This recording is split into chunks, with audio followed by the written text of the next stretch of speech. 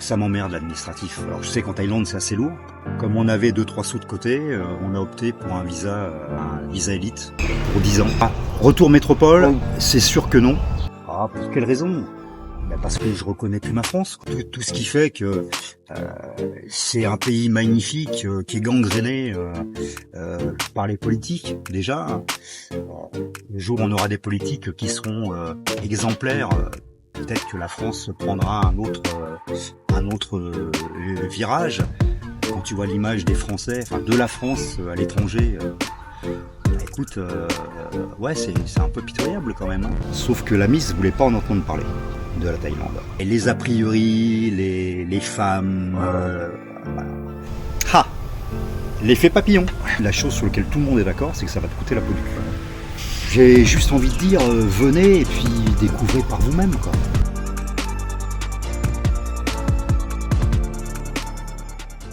Alors salut Eric, comment tu vas? Salut, et toi? Bah, impeccable. Bon. Très content de te recevoir sur la chaîne depuis le temps Ok. qu'on devait se rencontrer. Ben ouais. Petite parenthèse les amis avant que la vidéo commence. N'oubliez pas de vous abonner, on approche bientôt des 2000 abonnés. Likez la vidéo, mettez votre petit commentaire bien sûr. Alors dis-moi Eric, t'es en Thaïlande depuis combien de temps? Ah, eh ben très récemment, ça fait une semaine. Ok. Une semaine aujourd'hui, on a débarqué. Tout fraîchement arrivé. Je dis on parce que j'ai débarqué avec madame. Vous étiez à La Réunion avec ta femme, vous viviez Ouais, à La Réunion. ouais. Ça fait 20 ans qu'on était dans l'océan Indien. D'accord. Ouais. Ok. Et pourquoi avoir quitté la Réunion pour la Thaïlande? Parce que c'est quand même un endroit magnifique aussi, la Réunion. Ouais. Qu'est-ce qui vous a poussé à venir en Thaïlande? Alors c'est une étape, en fait, la Réunion, c'était une étape. Moi, depuis l'âge de 19 ans, je sais que j'avais rien à foutre dans ma région natale, la Normandie. Il se trouve que j'avais des envies à 20 ans de partir à la Réunion, ça a mis du temps. Je suis parti à la Réunion il y a 20 ans, hein, donc j'avais 44 ans. J'ai passé d'abord 5 ans à Mayotte, Ok. 4 ans à Mayotte, et le reste à la Réunion. Quand t'as connu Mayotte, la Réunion, c'est la cerise sur le gâteau. Hein. C'est Mayotte, mis à part le lagon qui est magnifique, voilà, tout le reste, c'est discutable. La Réunion, c'est juste un petit paradis. Paysage, la nature, les gens. Et on va dire que c'est une bonne étape, une bonne transition avant d'arriver ici. C'est-à-dire que tu te réveilles le matin avec des gens qui sont naturellement souriants. Alors, je dis pas qu'il n'y a pas des cons comme partout, hein, mais naturellement, tu as des gens qui sourient. Et ça, c'est un pur bonheur. Moi, ça fait ma journée, quoi. Quand je me lève le matin et que je croise un mec qui sourit ou une femme qui sourit, ah, ma journée est faite, quoi. Ouais, ça fait toujours plaisir plutôt que de voir des gens qui font la carrément. gueule. Et moi, je suis une éponge, hein. C'est-à-dire que le sourire, c'est communicatif. Le mec qui fait la gueule, ça m'impacte. J'en veux plus dans mon environnement, quoi. Donc, ouais, ça a été une super belle étape, la Réunion. La Thaïlande, c'est quelque chose qui était autant à 20 ans, j'avais la Réunion en tête, autant à 40, j'avais la Thaïlande en tête. Voilà, ça prend des fois du temps. Et puis, bah, ça finit par se faire. Hein, ça prend le temps qu'il faut. Et du coup, je suppose que vous êtes venu plusieurs fois avant de Oh là, vous installer. Ça fait 8 ans. Ça fait 8 ans qu'on vient au moins une fois par an, si c'est pas deux. La démarche, elle n'était pas forcément de venir s'installer à temps plein. On va dire que les derniers événements qu'on a tous connus ont un petit peu rebattu les cartes. Et Tu veux parler de quoi le Covid, D'accord. ça a un peu rebattu les cartes. Et comme la Miss a pris sa retraite au 1er avril, on n'avait plus du tout de contraintes. Là, en l'occurrence, le job de madame, c'était une contrainte qui n'existe plus aujourd'hui. Donc, le choix est venu un petit peu de sa part, d'ailleurs. Un peu beaucoup, d'ailleurs.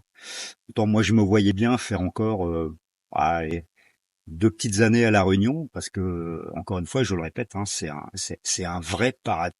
Disons que le passage d'actif à retraité pour elle, c'était quelque chose qu'elle avait envie de marquer franchement Ok, et de elle avait pas besoin elle avait ouais, envie d'un changement. ouais, un vrai changement, de pas rester dans une routine, parce que mine de rien, tu finis par te créer une routine tous autant qu'on est, on se crée des routines. Hein. Ce changement était ouais, je pense salutaire, nécessaire. Donc oui, il n'y a pas eu une vraie raison je veux dire que ce soit économique ou Alors, euh, en partie. C'est-à-dire que La Réunion, ces c'est quand derniers... même un endroit qui est assez cher, hein, par rapport à la Thaïlande, Oui, bien sûr, oui, hein. oui, oui, oui, oui, c'est un endroit qui est assez cher. Ceci étant, en métropole et à La Réunion, t'as pas les mêmes, tes postes de dépenses ne sont pas les mêmes. Tu t'habilles pas de la même manière. Oui, t'as pas de doudoune à acheter, t'as pas de, Ouais, moi un peu comme ici, quoi. j'habitais à 500 mètres d'altitude, pas de chauffage, pas de clim. Ouais, encore une fois, une super qualité de vie. C'est vrai que ces derniers temps, on a vu effectivement tout augmenter, hein, mais ça c'est valable aussi en métropole. Bah, c'est mondial, hein, de toute façon. Même ici, en Même Thaïlande, ici, les ouais, mais prix je ont l'ai constaté augmenté. déjà, hein, Ouais. je l'ai constaté ici.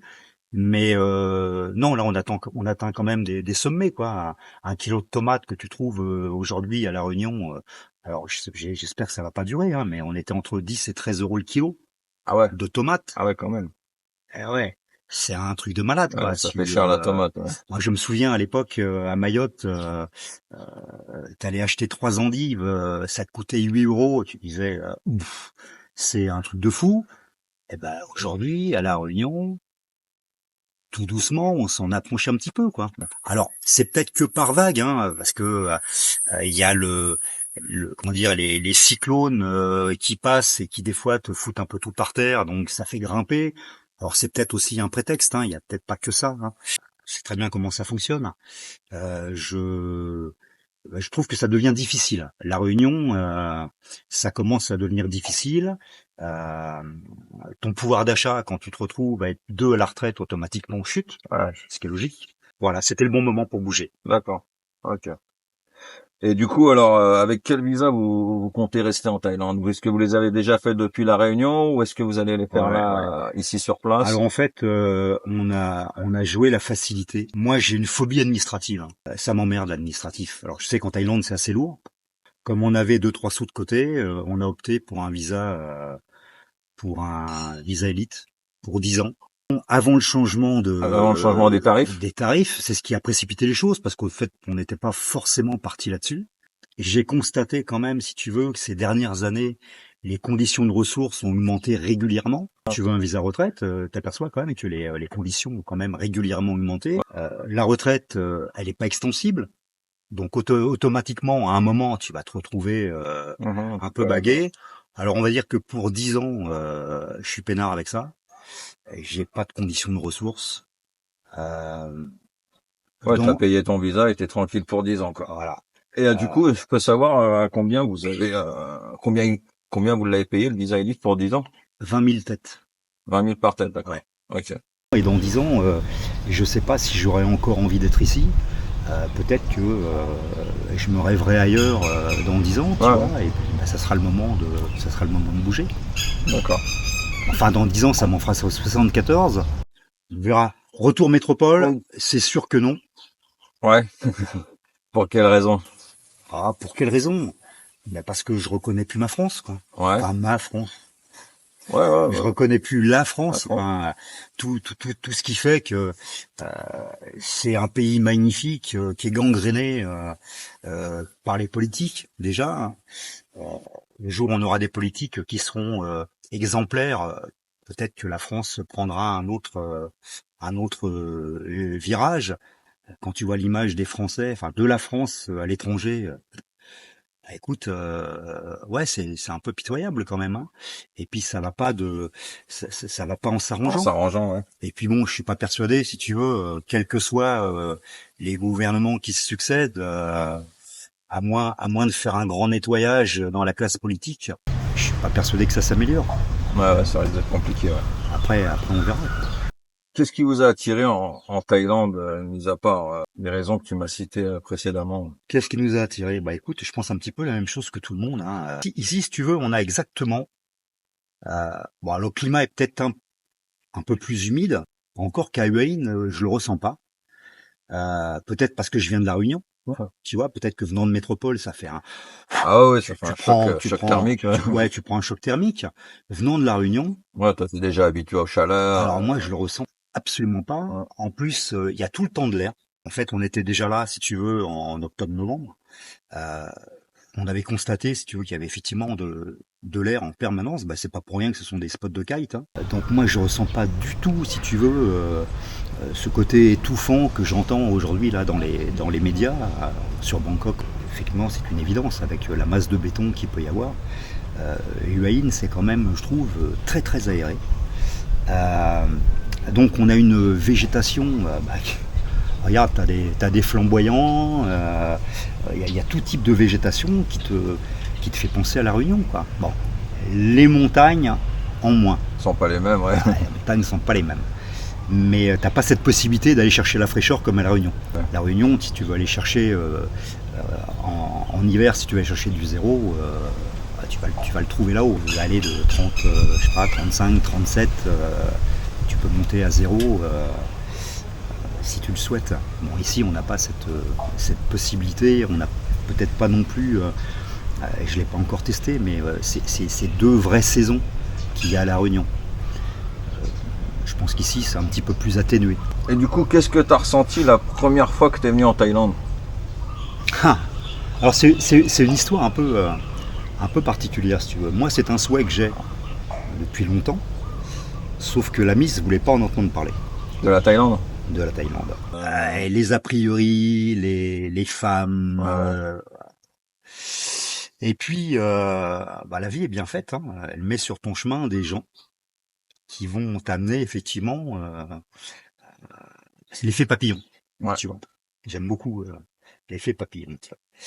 Et en fait, on avait une maison, notre voisin déménage et la femme qui rachète la maison d'à côté, en fait, il se trouve qu'elle a un business depuis plus de 20 ans sur La Réunion et elle fait fabriquer ses bijoux, elle achète ses pierres, elle fait ses compositions ici en Thaïlande. Et lors d'un apéro, la discussion arrive là-dessus, hein, tout naturellement.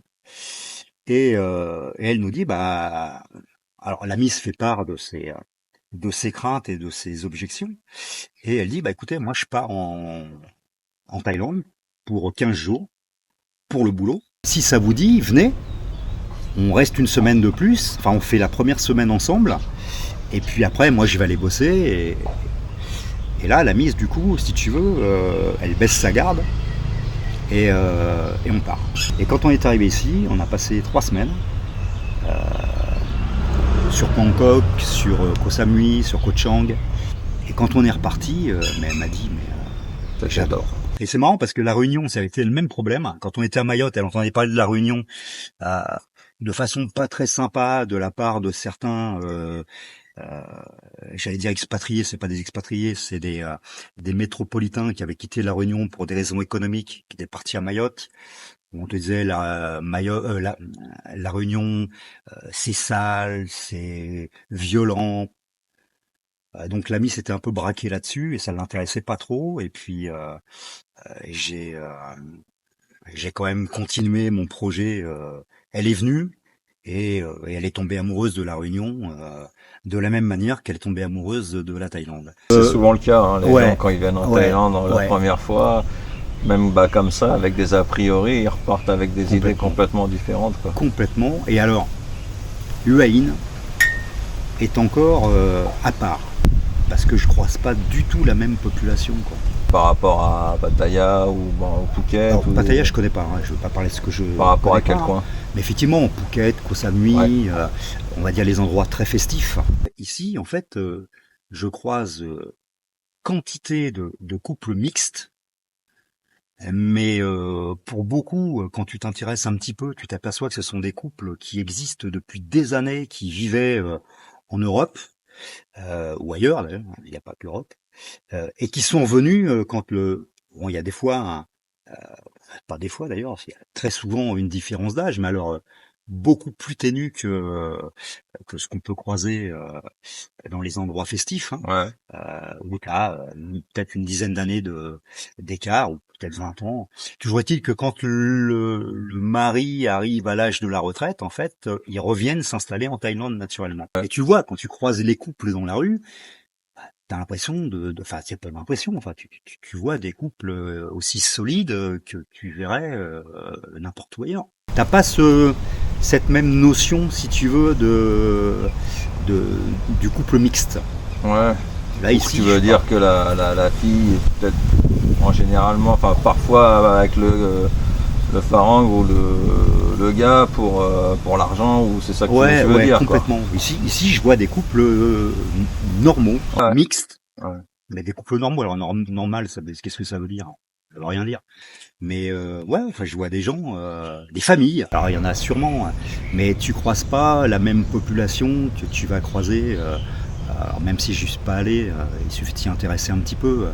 Mais sur Pattaya, effectivement, mais sur Phuket, je les ai croisés, sur Koh Samui aussi, où tu as des gros écarts d'âge et tu sens des couples éphémères, des couples des couples éphémères. Ici, tu croises des familles. Après c'est peut-être aussi parce que Hue An c'est une ville où il y a énormément d'expatriés, où il y a moins de tourisme et plus d'expatriés, et du coup plus des gens qui sont plus ancrés dans la Thaïlande, quoi. Ouais, et puis je sais pas, c'est en tout cas quelque chose qui me convient bien, enfin, qui me conforte en tout cas. Je sais pas si tu as remarqué, mais les Thaïs ils sont très nationalistes, très patriotes, et ils protègent énormément leur peuple. Qu'est-ce que tu en penses? Écoute, j'aimerais juste la même chose en France. Moi ça m'irait bien. Ça m'irait bien, et que la terre reste thaïlandaise.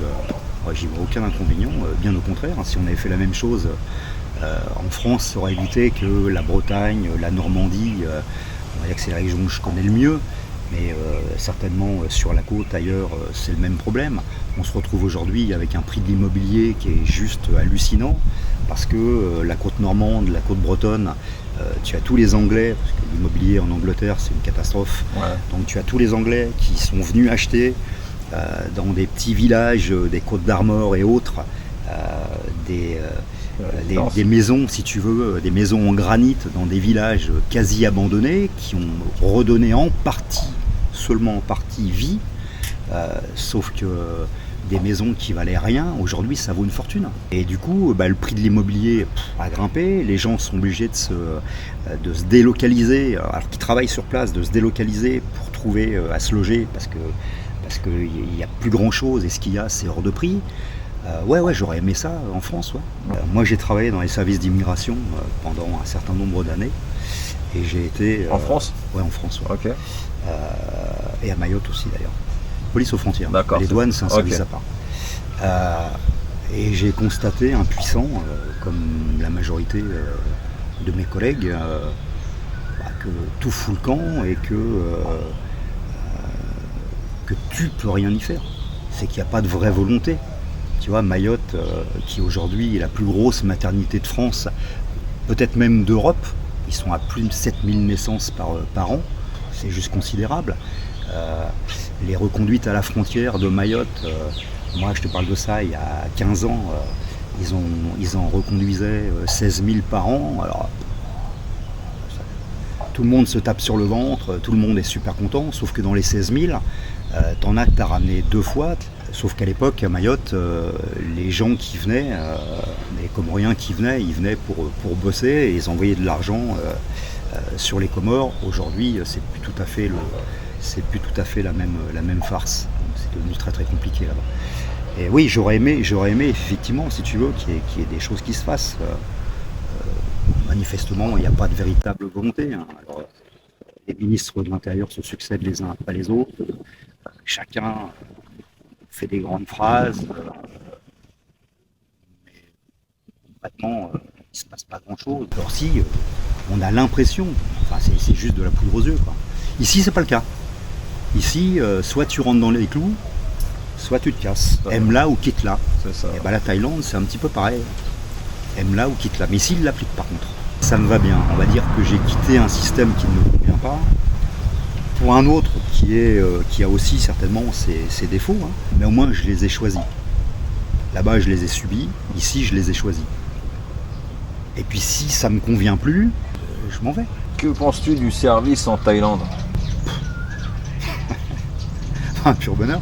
Ouais, un pur bonheur. Alors je suis conscient, hein, effectivement, que derrière les sourires, un sourire ne veut pas dire forcément qu'il est heureux, qu'il est d'accord. Là encore, tu vois, par rapport au sourire, à Hue An, j'ai pas le sentiment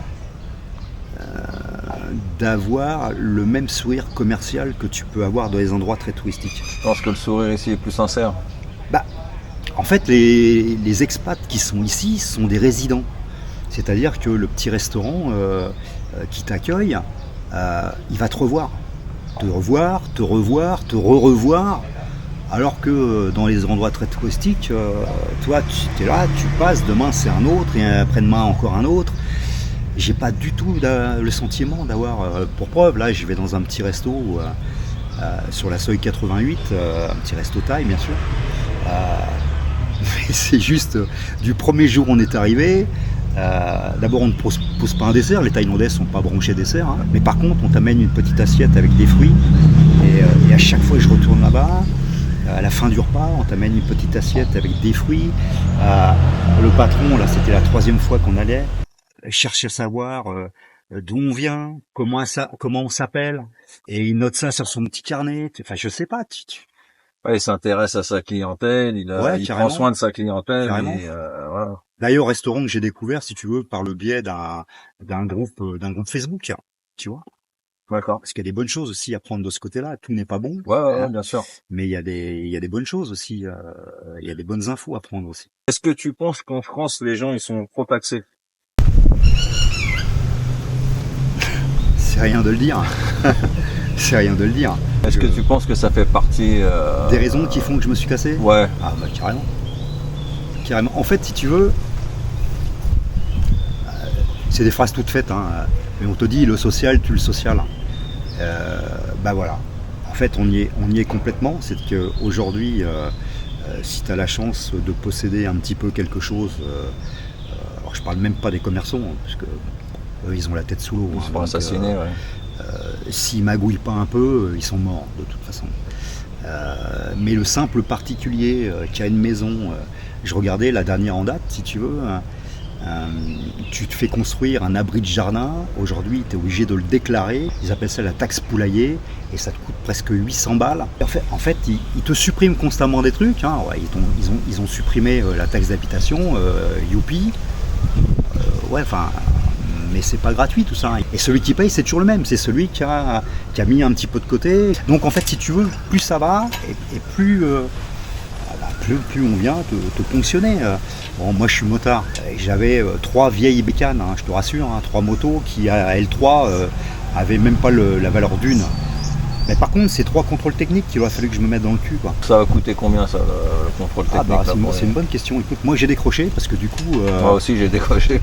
J'ai décroché. Alors j'ai vu passer un truc genre 80 balles, ce qui m'a semblé hallucinant, surtout au regard de ce qui devait être fait. Je sais pas. Je vais pas m'avancer sur le sujet. Je sais juste par contre que la majorité sont pas équipés pour. Donc c'est très visuel. Venons-en à ton projet immobilier en Thaïlande. Ouais. Donc, comme tu disais, on s'est rencontrés complètement par rapport à ça. Bah, écoute, je suis depuis déjà longtemps plusieurs personnes, si tu veux, qui ont des petites chaînes YouTube qui ont trait à la Thaïlande. Je suis tombé effectivement sur la tienne. Et un jour, donc, tu as interviewé un agent immobilier très sympa, suisse, francophone, qui nous a baladé un petit peu de droite, de gauche, si tu veux, fonction de ce qu'on lui avait exposé dans nos choix. Et on a atterri sur un programme immobilier d'un constructeur plutôt assez bien implanté et plutôt très fiable. Et c'est Mali, je crois, non? C'est Mali, ça? Absolument. Ouais. Mali. Je suivais beaucoup de groupes sur Facebook qui traitent de la construction des maisons de Pharang en Thaïlande. Et là, au secours. C'est-à-dire qu'en fait, tu t'aperçois que c'est super compliqué. Alors pour, je pense, une bonne grosse majorité, ce sont des couples mixtes, hein, donc ils ont la chance d'avoir, entre guillemets, un interlocuteur thaï. Mais malgré tout, c'est hyper compliqué. C'est des prises de tête pour beaucoup, c'est des mauvaises surprises, pour d'autres. Les Thaïlandais ont leur façon, de ce que j'en ai compris, hein, ont leur façon de faire, et qu'en gros, leur faire remarquer que c'est pas comme ça qu'il faut faire. En fait, tu t'exposes le lendemain matin à plus avoir personne sur le chantier, quoi. Écoute, voilà, l'histoire s'est faite, c'était pas du tout prévu. L'histoire s'est faite et on l'a pas regretté parce que on est rentré une semaine plus tard à La Réunion. Donc tout s'est fait après par mail. Bon, français de base, si tu veux, j'ai un anglais de merde. Et donc en fait, chaque fois, ils utilisaient, si tu veux, les traducteurs, tu vois, automatiques, hyper réactifs. Les modifications qu'on a fait d'ailleurs depuis, là, on est rentré, on est allé voir l'avancée de la maison. Je suis tombé sur le cul parce que je ne m'attendais pas du tout à ce qu'elle soit aussi avancée. J'ai fait faire 3 ou 4 modifications. C'est enregistré immédiatement. Et quand je suis allé voir l'avocat, si tu veux, pour sécuriser un peu la transaction, tu vois, sur le projet, notamment au niveau du contrat, quand on lui a dit que c'était Mali, il a dit bon bah c'est hyper carré, ouais. Ils ont des trucs. Enfin, à la limite, il nous a dit bah je sais pas ce que je peux vous apporter parce que c'est. Ça me fait vraiment plaisir que vous ayez trouvé votre bonheur par rapport à la vidéo. Comme je te disais, c'était vraiment pas au mois de novembre, l'achat d'une maison n'était pas du tout dans les tuyaux. Et voilà, concours de circonstances, encore une fois. Hein. Ouais. Ok, bah super. Super, franchement ça me fait vraiment plaisir. Et puis... L'effet papillon. Voilà, l'effet papillon, exactement. Pourquoi Wayne alors? Ha! L'effet papillon. Encore une fois? Ouais. En fait, j'avais jamais entendu parler de Wayne. Donc chaque fois qu'on est venu, on est allé toujours sur des endroits, on va dire, assez touristiques, tu vois. Je ne me voyais pas me perdre dans la Thaïlande profonde. J'avais un certain nombre d'exigences, si tu veux, par rapport à... On avait un certain nombre d'exigences par rapport à mon mode de vie. Confort, etc. Ouais, confort et puis les activités, tu vois, parce que j'ai pas envie de passer mes journées le cul dans un transat. Phuket m'intéressait pas, Koh Samui m'intéressait pas, autrement que pour y passer une semaine. Hein. Chiang Mai, Shanghai, moi j'ai besoin, enfin j'ai passé 20 ans au bord de la mer. Ouais, t'as besoin de la mer. Voilà. Et un jour, je pars m'habiller, faire des achats donc de fringues. Enfin, ou du moins, je rentre dans une boutique et il y a une petite nana très gentille qui est là et qui me dit ah, j'aime bien la façon dont vous êtes habillé. Ah ouais, j'ai dit de toute façon, j'achète tous mes fringues en Thaïlande. Ah, elle me dit ben, mes parents habitent en Thaïlande. Ah ouais. Et je lui dis où? Elle me dit Hua Hin. D'accord. Ah ouais. J'ai jamais entendu parler de ma vie de Hua Hin. Et voilà, et donc je discute un peu avec elle, elle m'explique un petit peu, et puis voilà, on s'en va. Et dans les semaines qui suivent, pour qui, pourquoi, ce nom revient régulièrement, et dans des discussions, et en allumant ta télé, enfin je suis sur YouTube, comme je te disais, très régulièrement, et je me dis tiens c'est bizarre quand même, j'en ai jamais entendu parler, et à partir de là, et je me dis bah écoute, voilà, donc je commence à regarder un petit peu, moi je voulais plus des îles, parce que j'aime rouler à moto et tourner en rond, je pense que c'est bon. Et je m'y intéresse de plus en plus, et je vois effectivement que c'est sur le continent. Et je me dis, bon bah ça déjà géographiquement c'est top. Après tout ce que tu peux avoir besoin pour t'installer, tu ne te prends pas le surcoût d'un acheminement par bateau. Tu te dis inévitablement le coût de la vie potentiellement peut être plus intéressant que quand tu es sur les îles. Tu t'aperçois que Hua Hin, effectivement, ville royale, une grosse population de touristes thaïlandais. J'ai commencé à regarder tout ça, ça m'a bien botté. Après, j'avais besoin, moi, d'un certain nombre d'activités. J'ai trouvé mon bonheur. Il y a un club de trail ici, tu as une salle de crossfit. Maintenant, il y a du Hyrox qui s'est mis en place. Il y a un groupe de Spartan. Et je me dis mais voilà quoi, j'ai de quoi m'éclater quoi. Ouais. J'ai de quoi de me faire plaisir. Donc on a décidé en octobre de venir si tu veux pour vérifier par nous-mêmes. Alors la première semaine ça a été très en dents de scie. J'aime moins, j'aime moins. D'accord. Et puis au bout d'une semaine, bon, tout s'est enclenché. Ouais. Ok. Et là, on est reparti, je te dis, avec l'achat d'une case et voilà, ça roule quoi. Et Ça roule. tu me disais aussi que tu aimais beaucoup tout ce qui est custom. Ouais. Donc qu'est-ce que tu en penses toi De la scène custom ici en Thaïlande. Voilà, exactement.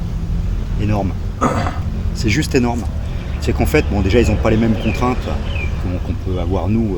En France, ouais, ici ils peuvent faire ce qu'ils veulent, quoi. Ici, ils peuvent faire ce qu'ils veulent. Ça ne veut pas dire que toi, tu peux faire ce que tu veux. Ouais. Eux, ils peuvent faire ce qu'ils veulent. Je suis venu à Bangkok et je suis tombé sur le Bangkok Hot Rod Custom Show il y a 2 ans. Je suis tombé sur le cul parce que toutes les bases de moto sont bonnes à customisation.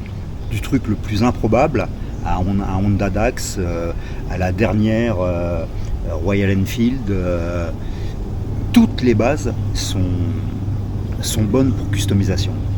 Et ils font un travail de malade. Ils fabriquent leurs pièces, leurs réservoirs. Ouais, ils sont dans la bricole, ils sont vachement. En France, ça se fait. Hein. En Ouais. Europe, ça se fait. Hein. Ça vaut une fortune. Ouais. Parce que la main-d'œuvre n'a pas le même coût, les charges ne sont pas les mêmes. Sauf qu'ici, ils fabriquent des trucs juste Probable. improbables. Et puis, quand tu vois la scène custom ici, les rassemblements, tu as l'impression d'être dans les années 70-80. Même vestimentairement. Tu vois les gars, ils sont encore sapés avec du vrai jean, tu sais, qui tient debout, quoi. Tu vois, c'est pas les trucs en élastane comme on a aujourd'hui. Aujourd'hui, quand tu veux du vrai jean, tu galères, quoi. Ici, en Thaïlande, t'en trouves. Pas au même prix que. Donc, une scène custom plutôt très très sympa, des rassemblements très très régulièrement. D'ailleurs, tu vois des groupes de Harley, il n'y a quasiment pas un week-end où tu vois pas 4, 5, 6 groupes de Harley passer. Alors, il y a beaucoup de clubs ici aussi. Mais Parce qu'il y avait une usine Harley Davidson en Thaïlande. Ouais. Et du coup, c'est pour ça que les Harley Davidson sont devenus accessibles pour les Thaïlandais, parce que du coup, c'était moins cher, parce qu'à l'époque, ça valait. Ouais. Il fallait les importer, ça coûtait. Je me suis posé la question. Moi, j'ai vendu 2 des miennes. J'en ai gardé une 3e. Encore une fois, ce que je te dis, c'est des motos qui valent à L3 qui valent pas le prix d'une. C'est que des vieux trucs à carbu. Et quand j'ai commencé à m'intéresser effectivement au fait éventuellement de la ramener, là j'ai vu la complexité. Depuis 2019, en fait, c'est devenu hyper compliqué. En gros, on te dit pas que c'est pas possible. Plus ça doit être onéreux, je suppose. Alors, on te dit pas que c'est pas possible. Par contre, on te dit que ça va prendre un temps. Et par contre, la chose sur laquelle tout le monde est d'accord, c'est que ça va te coûter la peau du cul. Donc, vu le prix auquel tu peux toucher des Harley ici, je parle des anciens modèles, enfin des modèles jusqu'à 2000, celles sur lesquelles je me suis penché, on va dire jusque 2011 max. Pas le coup de s'emmerder. Tu es aussi bien à faire l'investissement ici localement, et puis tu vas t'éviter bien des déboires, quoi. Pour toi, en quoi les Thaïlandais sont différents des Français? C'est une question de piège, ça. Honnêtement, dans leur personnalité. Ils sont. Nous, on est des râleurs, on est des gueulards. Eux, ils sont. Ils sont à l'opposé en général. Ils sont à l'extrême opposé, quoi. D'ailleurs, c'est un truc qu'il faut rapidement intégrer dans ton fonctionnement. C'est-à-dire que les réactions un peu idiotes qu'on peut avoir nous.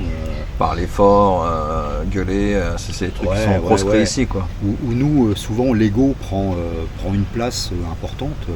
Eux, tu sais qu'il faut pas leur faire perdre la face. Ouais, ok. Tu sais, ma femme me dit toujours que je suis un bon Français bien râleur aussi, ou du moins je le suis de moins en moins. Mais tu sais, quand tu laisses passer un mec et que le mec te remercie pas, j'avais tendance toujours à bougonner. Et ma femme, qui est plus sur la méditation, sur des choses un peu plus calmes, me dit toujours: mais Eric, tu l'as fait pourquoi? Parce que ça te faisait plaisir. Alors, attends rien. Et quand tu entends ça, tu dis: ben ouais, en fait, elle a carrément raison. Et du coup, c'est bien parce que ça te prépare bien, si tu veux. Sauf qu'ici, tu as toujours un sourire, quoi. Je suis allé rouler, jusqu'à à Omanao Beach. Enfin, du côté de Prachuap. Ouais, superbe. Très joli, ouais. Je Au recommande retour, pour les gens qui ne connaissent pas, aller visiter Prachuap, c'est magnifique. Extraordinaire. Prachuap, Kirikan. Extraordinaire. Les routes en plus ici sont excellentes, hein. Alors, dans cette partie-là, hein, il y a des endroits qui sont certainement un peu plus casse-gueule. Au retour, sur cette route, qui est quand même l'équivalent d'une grosse 4 voies chez nous, hein, tu te retrouves de ton côté à avoir un gars qui arrive en scooter en sens opposé, et le mec en fait il se sert bien, tu lui souris, il te sourit, c'est totalement inenvisageable en métropole. Il klaxonne ici, tu te foires, il n'y a personne qui te klaxonne, Ah non, qui t'engueule. en fait, en Thaïlande, c'est mal poli de klaxonner. En fait, on klaxonne si vraiment il y a un danger. Ouais, ou- c'est ça, Voilà. c'est ça. Enfin, la vraie utilité du klaxon, c'est ça de toute façon à la base. Ah, tu vois, tout à l'heure, en venant te rejoindre, j'étais sur le scoot et puis je connaissais pas le coin, donc je me baladais tranquille et je roulais à 30 km/h, tu vois. Y a pas, les gens arrivent, ils passent, ils tapent un coup de klaxon. À La Réunion, je me serais fait pourrir. Ah, c'est reposant, quoi. Un endroit que tu conseillerais à Wayne. Je suis pas assez. Je suis pas assez. connais pas encore assez implanté. Non. Et puis tu sais, c'est exactement comme ces questions que les gens posent sur les réseaux sociaux. Où en gros, ils te demandent où est-ce qu'il faut qu'ils aillent, mais tout est très personnel, quoi. 50 personnes qui répondent, tu vas avoir 50 réponses différentes. J'ai juste envie de dire, venez et puis découvrez par vous-même, quoi. Enfin, moi, c'est ce que je fais, hein. Moi déjà, je suis anti-itinéraire parce que je trouve que quand on vient en Thaïlande, surtout pour une première fois, les itinéraires, ouais, ok, tu vas voir peut-être, je sais pas, en 3 semaines, tu vas faire 7-8 endroits différents. Mais en vérité, à la finale, tu vas rien voir parce que tu vas faire 12 jours là, 3 jours là, 1 jour là, et tu vas être fatigué, tu vas passer ton temps dans les transports, Ouais. et à la finale, tu n'auras rien. Alors là, je te rejoins. T'auras rien vu, quoi. Je te rejoins parce qu'effectivement, tu t'aperçois que quand les gens viennent, ils ont envie d'en voir le maximum, mais ils sont capables de prendre une résa au sud pour monter au nord, pour redescendre. Bloque-toi sur un périmètre raisonnable. Bah écoute, merci beaucoup Eric, c'était un vrai plaisir de t'avoir sur la chaîne. Ouais, bah c'était cool. C'était Et cool. bah je te souhaite le meilleur dans ta nouvelle vie et dans ta nouvelle maison. Ouais, J'espère la que vous serez- quatrième vie. Voilà. La quatrième, il y en aura peut-être une cinquième, on sait pas. Hein, mais, Ah non, on peut jamais savoir. tous les 20 ans, une nouvelle. Bah merci beaucoup les amis, si vous avez suivi la vidéo jusqu'au bout, vous êtes au top. N'oubliez pas de vous abonner et puis on se revoit très vite pour une prochaine vidéo les amis. Allez, ciao, bye bye. Ciao.